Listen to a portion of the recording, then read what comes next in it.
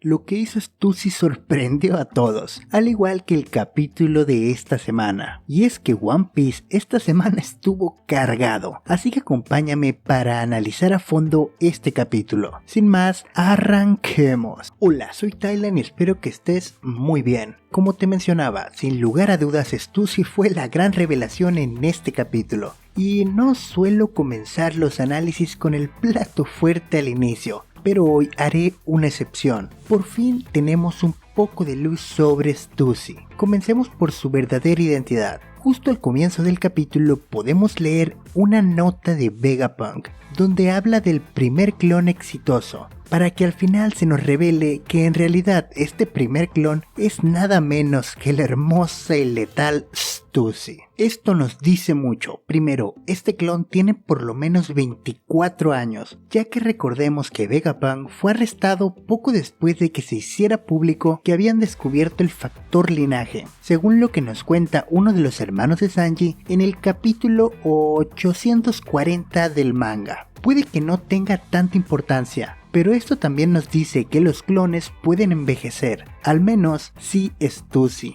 como primer clon exitoso. Sabemos que Yuji continuó con los experimentos de clonación y logró hacerles algunas mejoras a los clones mediante el factor linaje, así como lograr un crecimiento acelerado, haciéndolos madurar en solo 5 años. Ahora, y volviendo a Stussy, esto también casi nos confirma que ella es el miembro restante de los Mats. Bueno, no ella exactamente, sino el humano de quien fue clonada, aunque también puede ser que ella ya era un adulto desde el principio, aunque eso haría que los tiempos no cuadren por lo de la portada del capítulo 1070. Pero lo curioso aquí es que el clon es quien dispara a Dufel en Whole Cake, que por cierto se presume fue asesinado en ese momento. Y Dufel financiaba las investigaciones de Matt. Dime, ¿no te parece irónico? En fin, no lloremos sobre la leche derramada, pero tenemos más cosas en la rubia letal.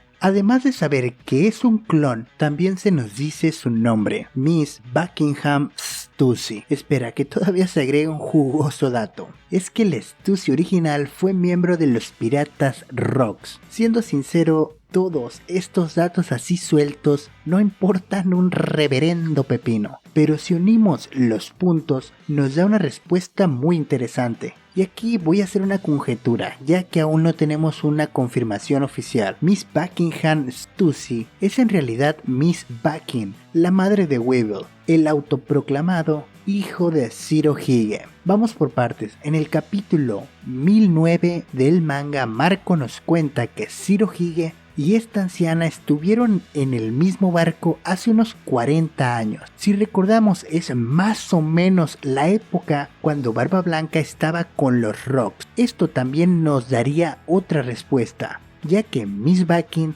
estuvo en Matt. También es un científico, o al menos lo era en el pasado. El punto es que ella también sabe de todos los experimentos, especialmente en el de la clonación, ya que su factor linaje se usó para el primer clon exitoso. Quiero suponer que los más atentos ya saben a dónde me dirijo con todo esto. Es que al estar tan bien informada con el tema y al haber tenido acceso al factor linaje de Shirohige, es muy posible que Weevil no sea hijo de Shirohige, sino un clon que tuvo algunas pequeñas fallas. Por eso es tan diferente del Shirohige que conocemos, aunque debo decir que tiene un poco de parecido con la versión infantil de Barba Blanca. Si vamos al capítulo 802, que es donde conocemos a esta anciana y a su supuesto hijo, ella dice que Weevil tiene la sangre de Zero corriendo por sus venas. Claro, que ella afirma que era la mujer que amaba a Shirohige, aunque eso claramente es una mentira, ya que si recuerdas, el viejo estaba obsesionado con la idea de una familia, a tal grado que me resulta ridículo que abandonara a su propia sangre. Simplemente rompería por completo el Shirohige que Oda construyó con tanto esfuerzo. Si me permites una conjetura loca, esta Miss Bucking estaba obsesionada con Zero,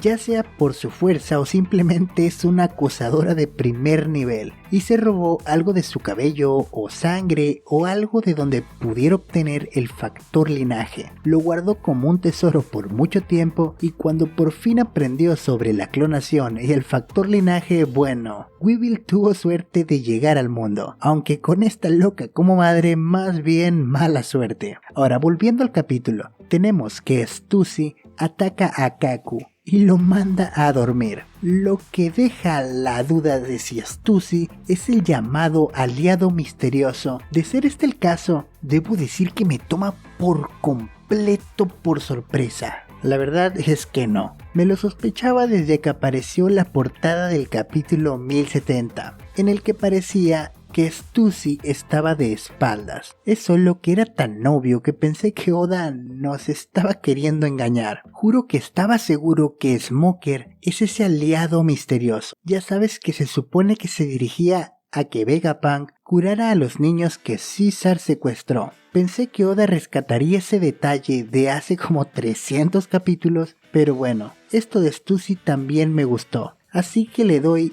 mi aprobado. Pero me quedo con un pequeño detalle que me patea, y es que en el capítulo anterior Vegapunk habla por Denden Mushi con ese aliado misterioso, y me resulta difícil de creer que Lucy y los otros miembros del CP0 no se dieran cuenta. Claro que Stussy y el CP0 salen de cuadro en ese momento, por lo que Oda simplemente puede decir que se separaron por unos momentos y ahí realizaron la llamada. Un último detalle de la hermosa y letal mujer es su Akuma no Mi, y parece ser una Zoan. Muchos, por no decir todos en los foros, apuestan por la Akuma no Mi del vampiro. La verdad es que me uno a estos, y me gustaría que fuera mitológica, algo así como la Akuma no Mi de Drácula. Ya sabes, existe la fruta de Buda. No me suena descabellado que pongamos también la de Drácula. En este capítulo también tuvimos una interesante interacción por parte de Bonnie. Nos mostró un poco más de su habilidad. No solo puede manipular las edades de las personas, sino también distorsionar las versiones futuras o pasadas de ellas. Esto puede ser muy interesante, así que mantén un ojo en ello. Pero también nos dio una probada de cómo funciona su Akuma no Mi cuando se usa en objetos, y el efecto es permanente. Lo interesante es que puede envejecer los objetos hasta destruirlos. Si esto mismo puede hacerlo en los seres vivos, la habilidad de Bonnie puede volverse muy pero muy rota, aunque probablemente tenga la misma restricción que la de Shinobu. Aunque los poderes de Bonnie son de lo más interesantes, lo que realmente me llamó la atención en esta parte es la habilidad de Kuma. Ya sabíamos que podía materializar el dolor, como lo vimos en Thriller Bark, pero en esta ocasión nos hace saber que también puede hacerlo con los pensamientos. Y curiosamente Bonnie encuentra una gran masa flotando en una habitación sellada. Todo indica que los recuerdos de Kuma están en ese lugar. Lo que me intriga